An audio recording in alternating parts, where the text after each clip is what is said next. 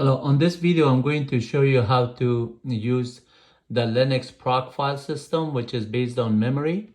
And the directory structure /proc is containing all the proc file system, including the process IDs with the process names.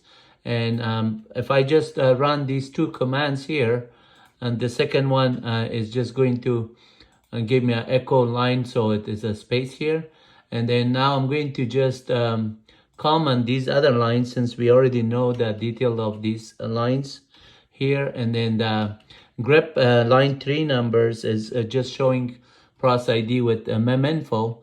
And I'm going to just cut the meminfo process. So I'm going to put a bang here in front of it, cut /proc cpuinfo, and that's going to give me the detail on CPU information. If I'm just interested on the model, I could just say grep -i model, and then that one will just show the model number details.